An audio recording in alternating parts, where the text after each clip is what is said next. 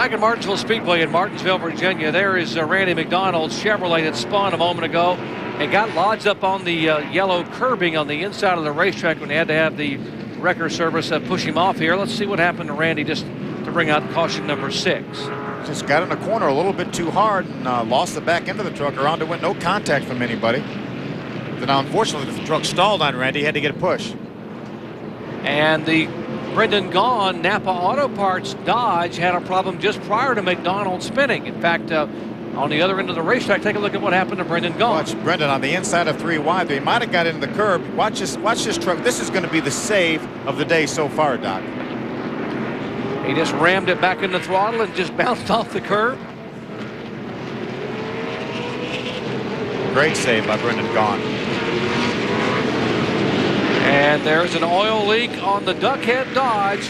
Darrell Waltrip on pit road had moved all the way up into the top 15. We'll update what's happening with DW in just a moment.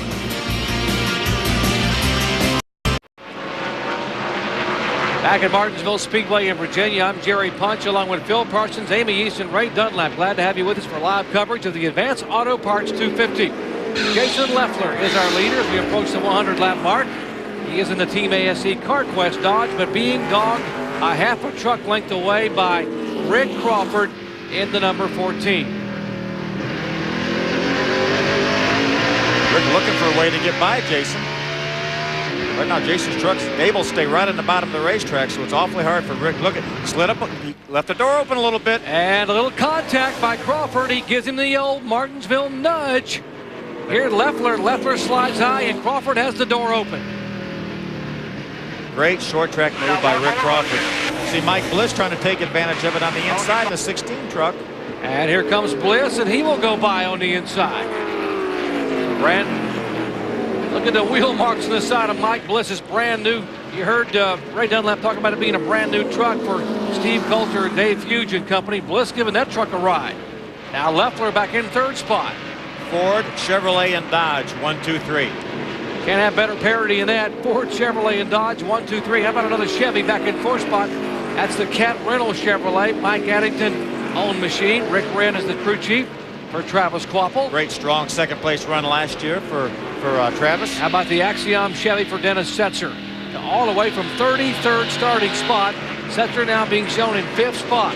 And look at his truck, Doc. Not a whole lot of damage. Dennis has used his head and been very, very patient. How about the Spears Manufacturing Chevrolet for David Starr? This young man is a talent. Talked to David before the race, Doc. He said, I had an awfully good truck. I screwed up qualifying. I couldn't get a hold of the racetrack. We've got a lot better truck than where we qualified. From 25th all the way up to 6th, still making a move toward the front. And how about this young guy back behind David Starr, Doc, in the 21 truck, running the 7th position? This young guy right here, 60 years of age young. I tell you what, I don't care what the number says, Morgan Shepherd can still wheel a machine. Morgan Shepherd out of Conover, North Carolina, 4-time Winston Cup winner, 7 times a pole winner in Winston Cup. Still looking for the first NASCAR Craftsman Truck Series win. Now, speaking of youth, we got one youngster behind the wall, and Amy's standing by with him. Amy? All right, youngster DW, what happened? And the second question, while you can hear me, is you didn't even make it to halfway, so that doesn't count. Are you going to come back and run another truck race with us? I'd sure like to. This Duckhead Footwear Dodge is a bad, bad boy, I'm telling you. And it would have been really, it'd have been a piece of cake. Even though I got spun out there on the start, you know, and went to the back, I told him, don't worry, we got him today, guys. Then a gear burn up. You know, I think in all the years that I've raced here at Martinsville, it's the first gear I've ever burned up. So, and on a day when I could have won, so that's unfortunate, but mission somewhat accomplished. Passed a lot of people, had a lot of fun. Walking out of here again, the redheads seem to be pretty happy. Maybe I can get a pass for another one somewhere down the road. Well, the fans enjoyed it. We enjoyed it. You've got to come back and run another one with us. Well, we'll have a vote on it. We'll have people vote on it. Maybe Stevie will let me. Okay, well, I put my vote in, you guys. I like IRP. That's a great place. Oh, sounds good to me. Let's bring it on at IRP. Right. Well, the redhead he's talking about is the boss. That's Stevie Waltrip at home. Here's what happened on the opening laps. A little contact. Morgan Shepherd in the 21 and DW what he was talking about on lap 3 where he got spun down in turn 22. But he was doing a heck of a job. He sure was. He got all the way back from going to the very tail end of the field back into the top 15 before he had his problem when he burned up a gear. He passed 21 trucks to come from the back of the pack all the way in the top 15. So I got to believe we're going to see DW again. I hope so. Maybe IRP or Richmond or something. That would be terrific.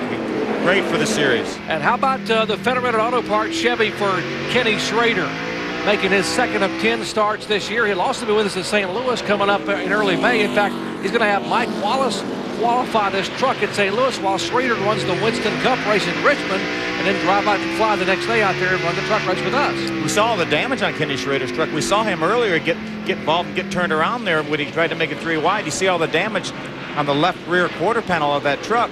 We have a camera back there. I don't know. That camera, it better hold on for its life here. That camera might, it is still working. Great camera shot. We don't have a guy holding that in the trunk, do we? I don't think so. A little guy. A little Federated Auto guy. Maybe that's T-Bone in the trunk. It could be T-Bone in the trunk. That's the Federated Auto Parts onboard camera. Hey, it's still working here.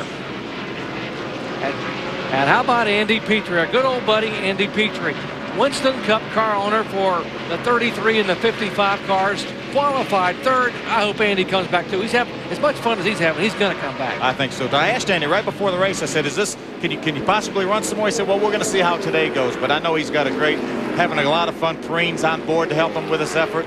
He said, I put Craftsman on because of all they've done for my Winston Cup program. I just put them on free of charge because of all they've done for my Winston Cup program. That's pretty awesome there. Let's check in once again with Amy. Well, like DW, Richard Landreth, you're out of the race. Great happy hour yesterday. A lot of laps at this track in the Long Brothers truck. What happened? Something let go in the engine. We done made our first pit stop, and we was buying our way back up through the field. And I reckon a valve spring or something broke in the engine. Well, just like last year, they ran you here again this year. How about some more appearances with us in this truck series? I really like to. I just can't get the funding up to do it myself. But I got to thank Romeo Guest. They really come along and help me out and let Charlie and Robert Long I got to thank them because they give me the opportunity to run the truck. Okay, you guys. Well, it looks as though he's out for the day. We had another spin out there. No caution. Well, that's a good thing. Oh, now we've got some trouble with Randy Tolsma.